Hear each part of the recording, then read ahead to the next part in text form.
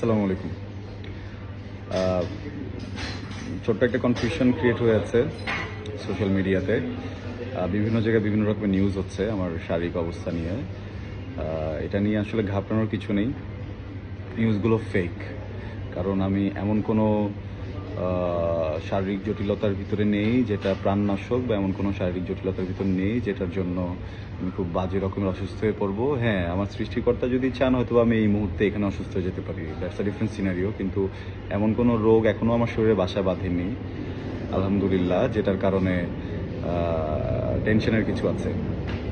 এখানে একটা বিষয় হচ্ছে, আমরা অনেকেই স্মোক করি। হ্যাঁ, আমিও করতাম, এখন সেটাকে অনেক কমিয়ে এনেছি, বা 3 দিন 4 দিন করি না।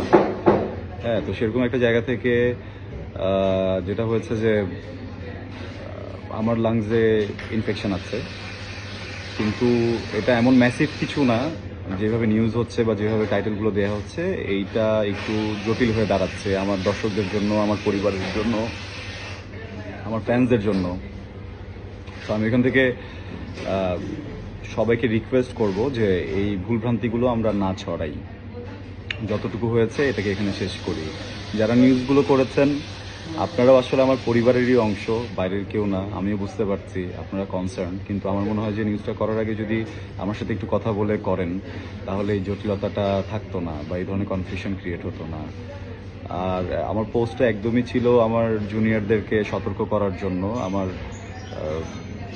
অনুজদেরকে একটা দিক নির্দেশনা দেওয়ার জন্য, যেন ওরা সিগারেটটাকে হচ্ছে গিয়ে লাইফস্টাইল হিসেবে বেছে না নেয়। তো আমার মনে হয় যে আপনারা যদি এখানে নিউজটা করা বন্ধ করে দেন, অ্যান্ড এগুলো শেয়ার করা বন্ধ করে দেন, অ্যান্ড ওই নিউজগুলোকে উইথড্র করে নেন, এটা আসলে ভালো হয়। বিকজ এটাতে মানুষ ঘাবড়ে যাচ্ছে, মানুষ ভয় পাচ্ছে।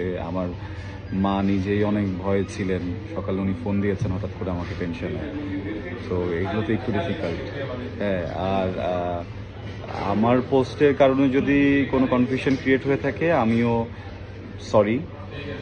আমার আরও মনে হয় খুলে বলা উচিত ছিল, যেটা আপনাদের বুঝতে সুবিধা হতো। সবার জন্য ভালোবাসা, সবাই সুস্থ থাকুন, অ্যান্ড পারতপক্ষে সিগারেট, ভেপিং বা এই ধরনের যে কোনো রকমের বদ অভ্যাস থেকে দূরে থাকুন। ভালোবাসা।